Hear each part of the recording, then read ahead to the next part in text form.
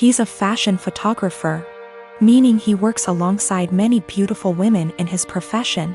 Stylists, hair and makeup artists, and of course, models. This is actually how we met. I modeled my way through college and he photographed me, after which we became friends and eventually started dating. We have been together now for almost 3 years. I've since stopped modeling, but he is still a photographer. Never once in our relationship has he given me any reason to question his fidelity. With the exception of me, he has never dated or even befriended any of the models he has photographed. That was, until Rachel came into the picture. I've met Rachel. She seems like a fun chick, the type of girl who draws a lot of positive attention just by entering a room. She's beautiful, but her personality really shines through. She makes you feel like you're her best friend when you're talking to her. A very cool person through and through. That said, I'm not the only one who feels this way.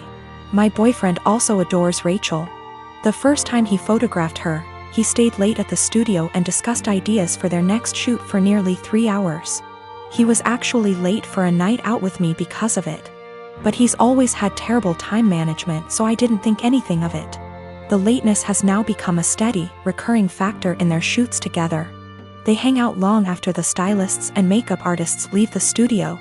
They also text a lot, and he's always smiling to himself and laughing when he reads the messages she sends him.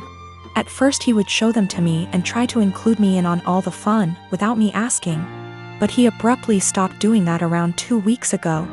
He tilts his phone away from me now when Rachel messages him. I'm not the jealous type, but if my BF had a history of doing this with the other models, I'd let it slide. The fact that he is only like this with Rachel, and me, I suppose, makes me wary of what might have transpired between them. Rachel herself has stopped talking to me.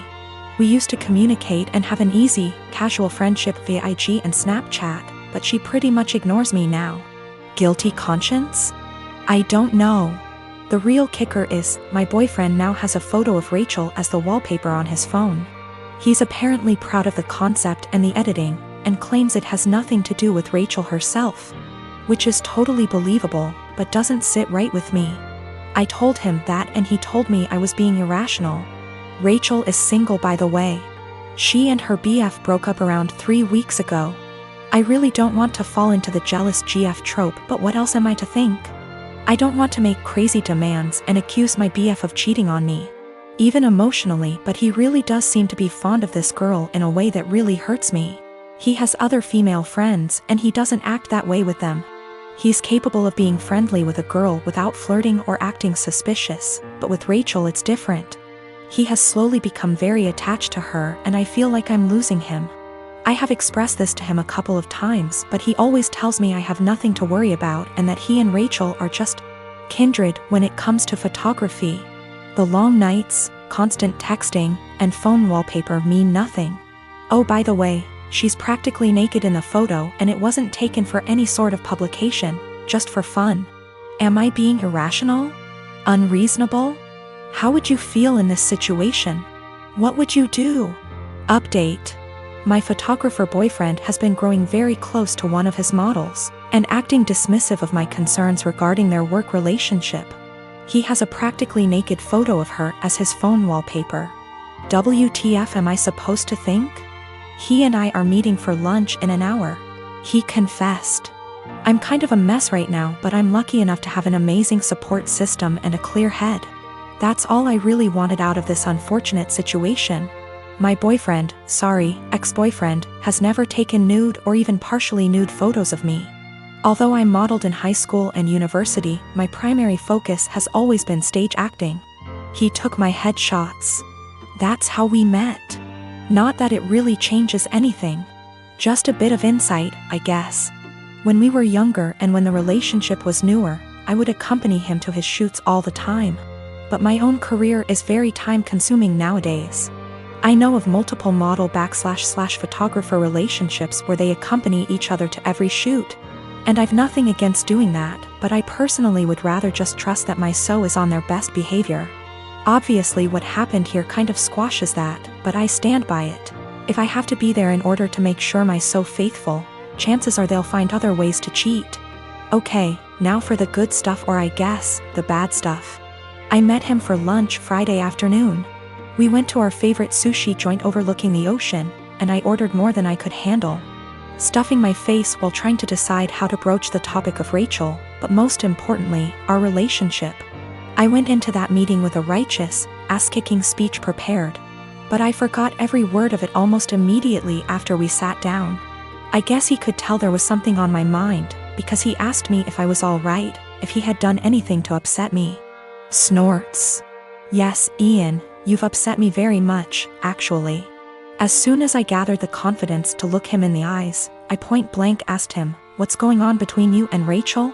His mouth flew open as if he were completely and utterly taken aback by the implication, but I cut him off with, "Do not bullshit me." I tried my best not to let anger get the best of me. I really did. I wanted to stay cool, calm, and collected like so many women on this sub.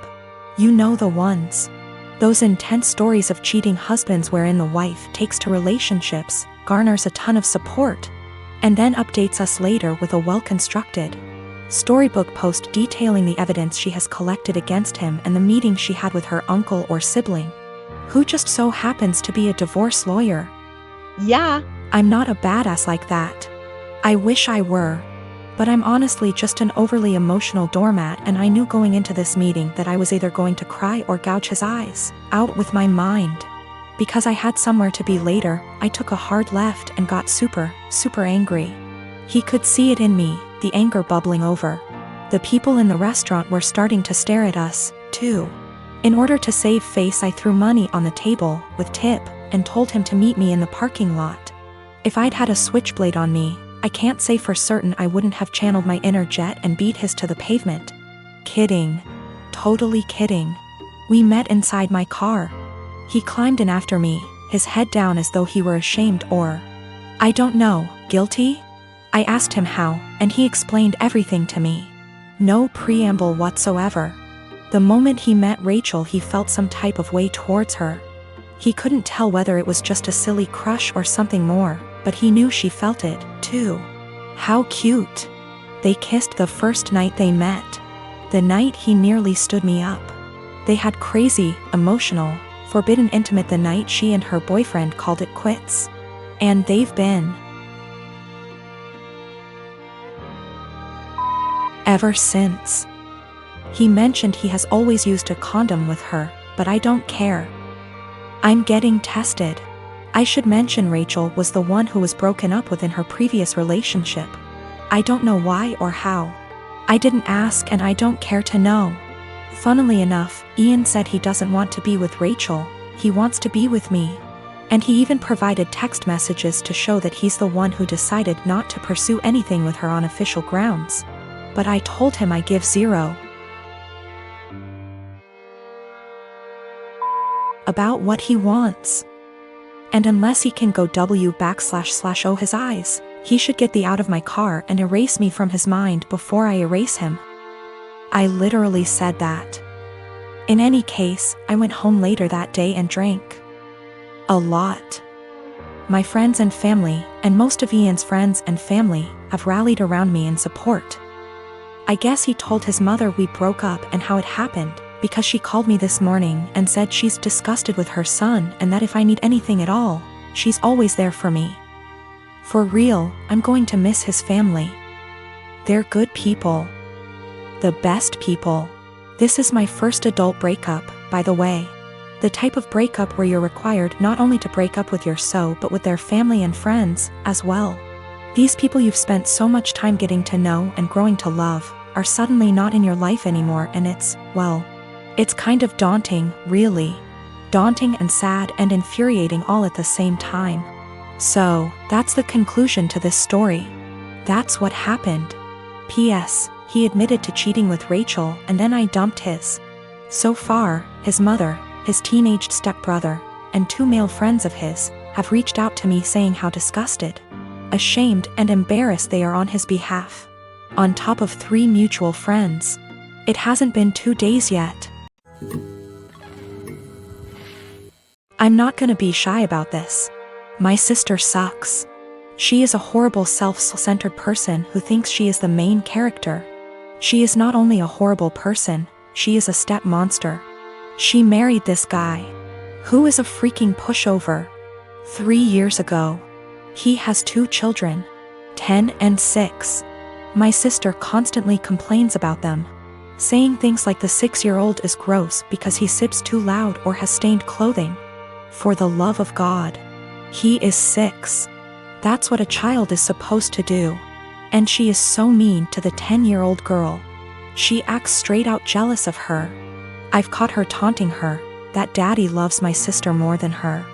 She is horrible. I have straight up called her out after trying to talk to her like a million times. At Christmas she was saying that I'd be nice to have the kids there, and I said, why? You hate them? This was when everything was almost over and she had been bragging to her friends that her husband had spent more on her than on daughter. A fight ensued. My parents reprimanded me, but my cousins took my side and called her out, noting every moment that they had witnessed her being horrible. Her husband obviously took her side and said that she was a wonderful stepmother and that the kids love her. To which I said that was a lie, as I had consoled them countless times after they were taunted by my sister. They left and we haven't talked since. One day I was running errands and run into my step-nephews who were with their mother. I had never met her. And honestly, she is wonderful. We decided to have some coffee. While the kids were playing, she asked me how her children behaved, etc. I said they were wonderful, and then I just spilled the beans on my sister. How awful she was. What I've heard her say to the kids, the inaction of her ex-husband. By the end she was horrified. She said the kids didn't like her. But she always chucked it up to my sister being the new woman in their father's life. She said the kids never really said anything even when she asked. I then told her I was very concerned for the children, as my sister had straight up told the 10-year-old that it would be better if she disappeared from her father's life. Their mother saw red and asked me if I'd be willing to testify. She said that this was unacceptable and she would be taking their father to court again. I said I would recount the events that I witnessed and could ask my cousins who witnessed a lot too. She was very grateful. I asked my cousins who were all willing to recount the events. Word got around to my parents and by extension my sister, and they have been calling me the biggest asshole on the planet who would betray family on a whim. My sister called me saying that her work had an emergency and she needs to get there ASAP and needed me to watch her kids because no one else can. I rushed over there just to find her husband locked in his game room playing video games. I asked her why she called me over if he was home, and she said he didn't want to babysit because it was his only day off. Sister left, and I started hanging with the kids. I was changing the baby's diaper and the other kids wanted a snack. I told them to go ask their dad to make them a snack since the baby had a blowout and it was going to take a while to clean him up. Well, their dad sent them back upstairs and told them to ask me again. After cleaning the baby up, I made the kids a snack and their dad came out to eat and told me not to let the kids interrupt him on his day off. By the way, he works part-time from home, 6 days a week. I kind of snapped at him and told him it was my day off too and that he's a useless father and husband if his wife has to rely on her teenage sister rather than her own husband. He started telling me I was disrespectful and didn't understand how hard parenting is, and I told him he clearly doesn't understand how hard it is either since he considers parenting his own children babysitting. He ended up kicking me out, and apparently my sister was forced to come home because he told her she needed to figure it out, since I'm her sister. I feel like I may be the asshole because my sister is mad at me, her husband is mad at me, my mom is mad at me for causing drama, but my dad thinks it's funny and agrees with me. I definitely didn't need to call him names, but I just hate this guy so much. We have argued about things in the past as well, so we already don't have a great relationship. My sister is saying I need to apologize to him, and he is threatening to never let me into the kids' lives if I keep disrespecting him. He does not take care of the kids normally. My sister takes them to daycare during the day and then picks them up on her way home. She is the breadwinner and the primary caretaker. I really love those kids and don't have an issue babysitting them. I love hanging out with them. I also don't blame my mother for her being mad at me, just because of the fact that my sister's dumbass husband texted her and apparently told her a much different version of what happened. He told her I was sitting on my phone the whole time being lazy and the kids kept begging me for a snack. Also, I did not yell at him in front of his kids. It was a private conversation. My husband Derek and I have been married for 3 years, together for 7 total. Several years ago, about 6 now, I guess, I worked closely with a male coworker, Paul, that Derek was never fond of. Paul and I never had an inappropriate relationship. Derek's jealousy wasn't completely out of nowhere. I get why he felt that way. Those couple years were a perfect storm of relationship stress. I was working long hours. We were living apart after trying and failing to move in together. Our relationship was still fairly new. And then you add in a handsome coworker I had to spend long hours with and saw more than my boyfriend at the time. Paul was the source of several fights. Again, we never did anything that wasn't completely kosher. Eventually I told Derek he needed to trust me and get over it, or we were going to have to break up. He said he would stop worrying, and for the most part things were good. When Paul transferred out of state a few months later, things were really good. There were no worries at all and our relationship has been amazingly strong ever since. This last weekend, my husband went out with a couple friends to some bars and a football game. When he came home, he was pretty wasted. We talked for a bit, and he mentioned how a friend of his had told him that he broke up with his girlfriend because she cheated on him. I commented on how that was a bummer and good for him for finding out before they got too serious. Derek, however, had a different take on it. He said it was a shame because they had seemed like a good couple and if they really loved each other his friend could move past the cheating. Just like he had with me. At first I thought my husband was admitting to cheating on me, and asked him what he meant. He told me he always knew that Paul and I had slept together at least once all those years ago. But he knew I was the one for him and forgave me. I told Derek that I had never so much as even hugged Paul, except maybe at his going away party, let alone slept with him. Derek sort of just patted me on the arm, said of course, and passed out. The next morning I asked him about the conversation and he said it was okay, he had forgiven me, it wasn't even an issue. I again stressed that I had never cheated on him with anybody and I needed him to believe me. He sort of did the same, of course you didn't, babe wink thing again and went to work. Every time I've tried to talk to him since, he won't hear me out. I'm this close to losing it with him. I need him to know that I never cheated, and I'm hurt that he thinks I would do something like that. What do I do? Do I just let him have this since it's not really hurting anything, or what? I don't want my own husband to think so little of me that he thinks I would cheat. That's not who I am.